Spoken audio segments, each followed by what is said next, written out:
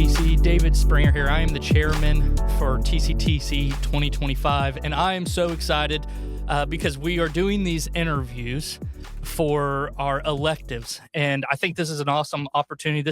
I'm actually talking to the guy that gave me the idea to do these, to try to give some information on what these electives will look like, who the elective leaders are, what their hopes and dreams are for this elective, so that as students are trying to figure, hey, what one should I go to?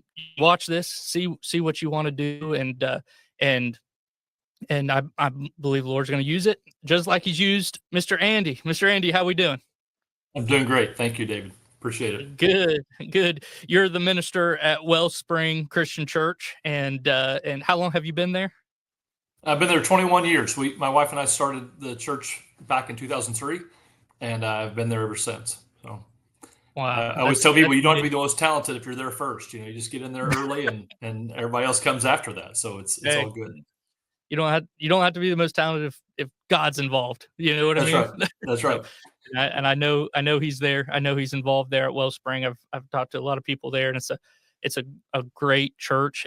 You were one of our speakers last year, and one of the reasons that we came back to you was because everybody loved your class. We got really good reviews from your class, and they enjoyed it.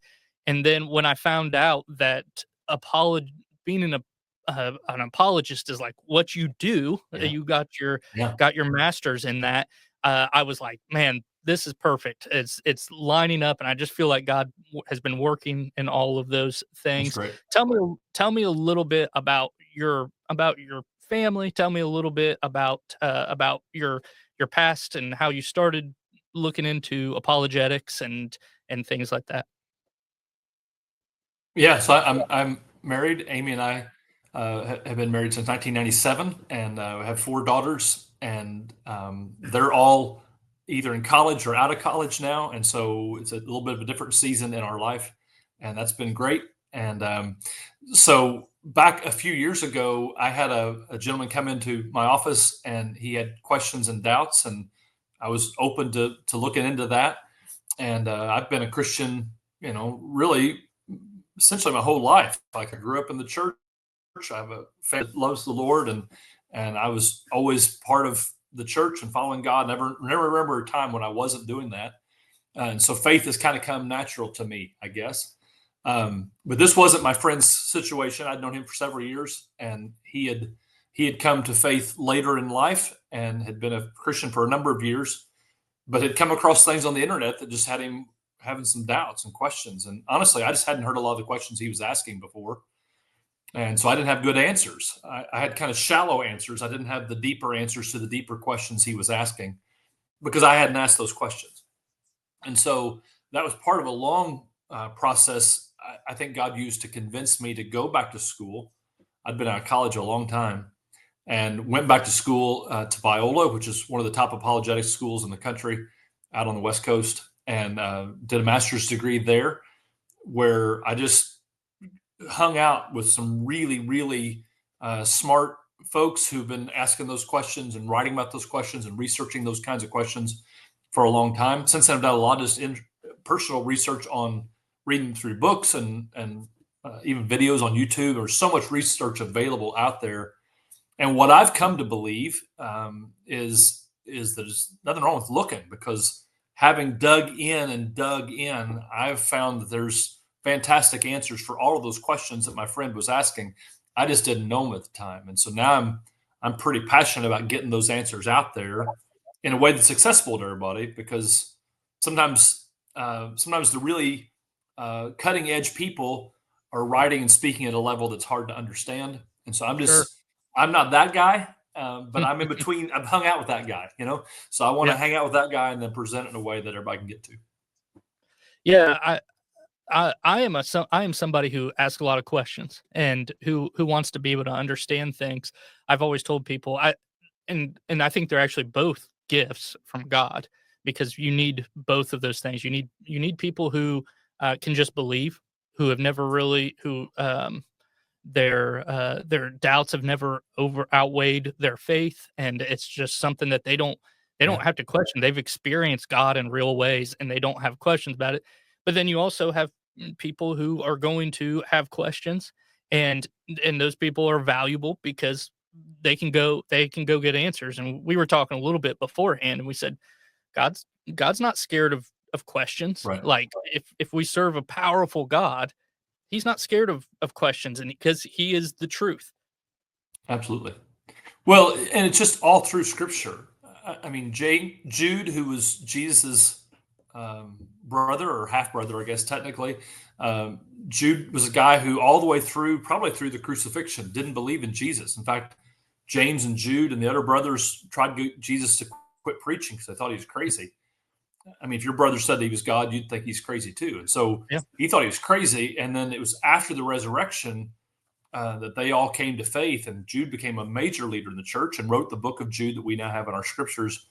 And he says right there in his book, "Be merciful to those who doubt." And I Yeah. think it's because Jude had doubts himself.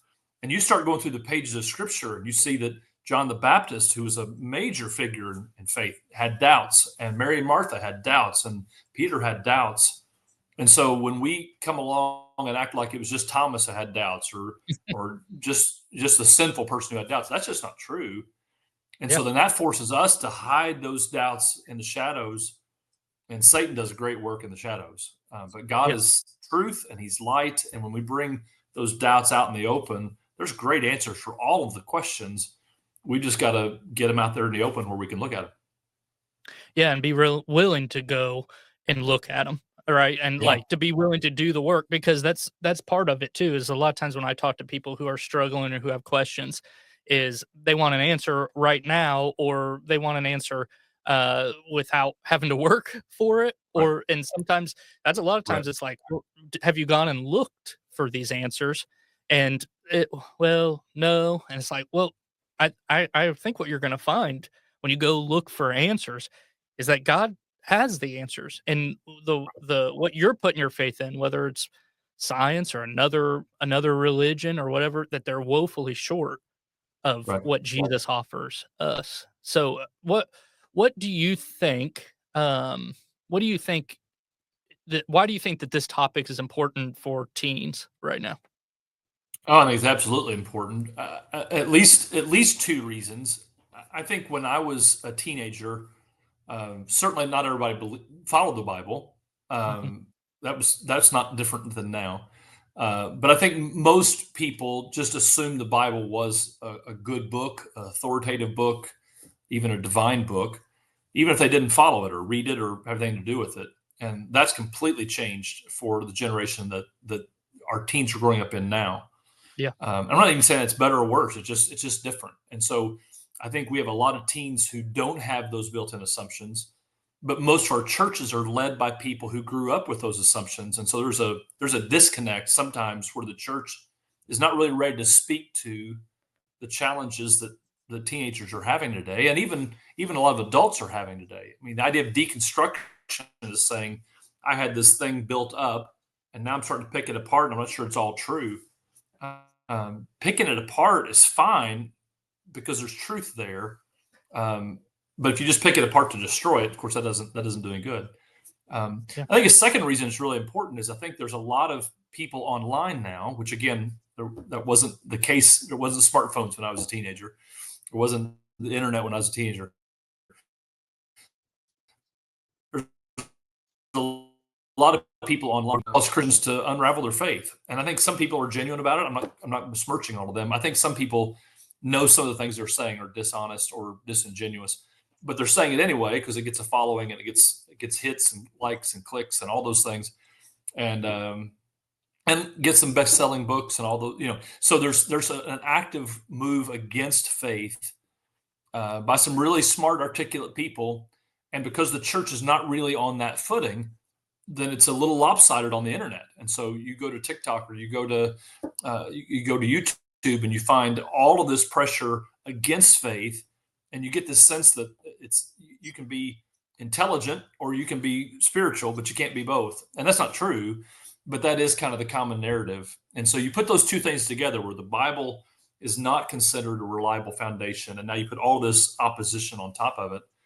And if the church doesn't speak out to it, um, mhm, then we're going to be in trouble. And hopefully, honestly, I have kind of two goals for this session. I hope to be able to help some students with some doubts and answer some really good questions for their high school years, also college, which is coming up.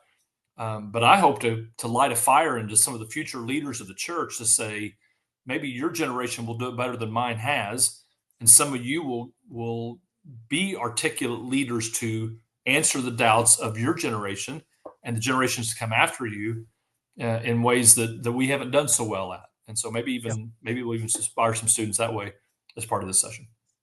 Definitely. And speaking on that, answering questions. So you'll do a little bit of talking, but then a good portion of your session will be answering questions that students have. I have a QR code if that students can scan. This will be on in the app. It'll be up on the screens.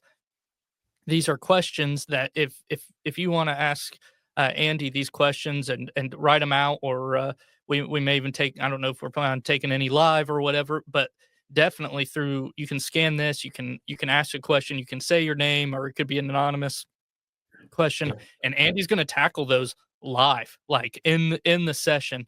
And this is a really popular setup right now. You have a lot of people on YouTube who are doing these type of things where it's you're answering questions in the moment, and which is very exciting. It's exciting and it's fun.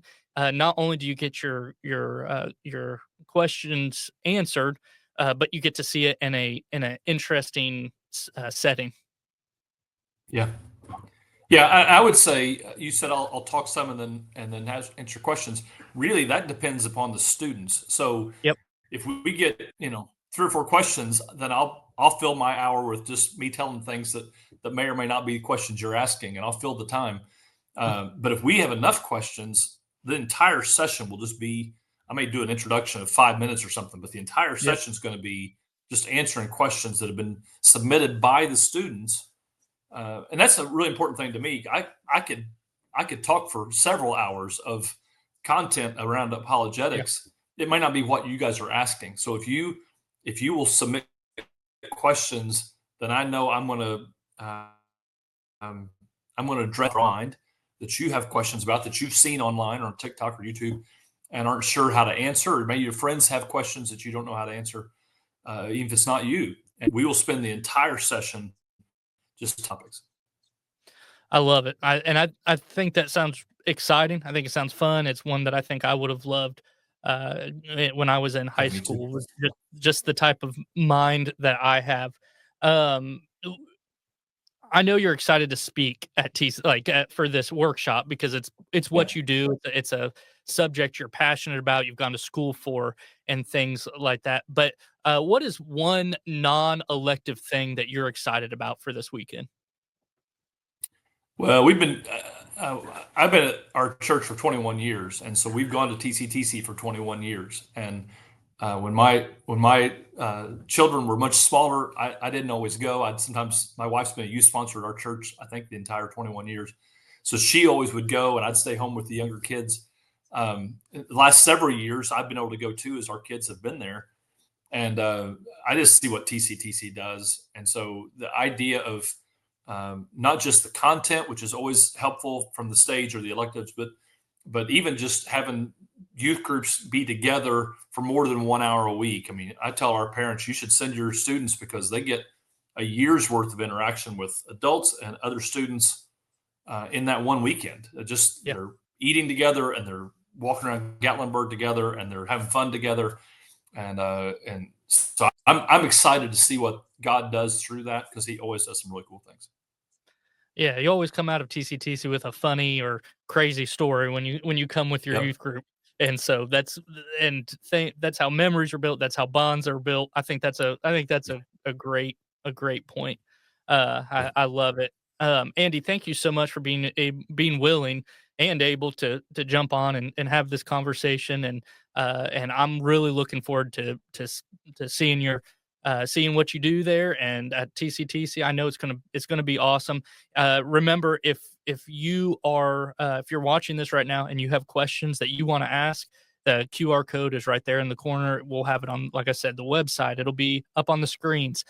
So we would really encourage you to submit your question, even if you think there's another one that you want to go to. It's okay to submit your questions no matter what. And I think that's something that Yeah. I think even Andy would say. So because other people may be wondering the same thing. Yeah, for sure. David had told me ahead of time, it's live now, so you can click on it now, Yep, anytime between now and it's up. TCTC, and you can ask one question. You can go back multiple times, anonymous or with your name. Just put the questions in. That'd be great. Yeah, I love it. Thank you, Andy. Thank you so much for being willing to sit down with us, and I pray that God blesses you in the coming weeks. All right. Thank you, Dave. Appreciate it.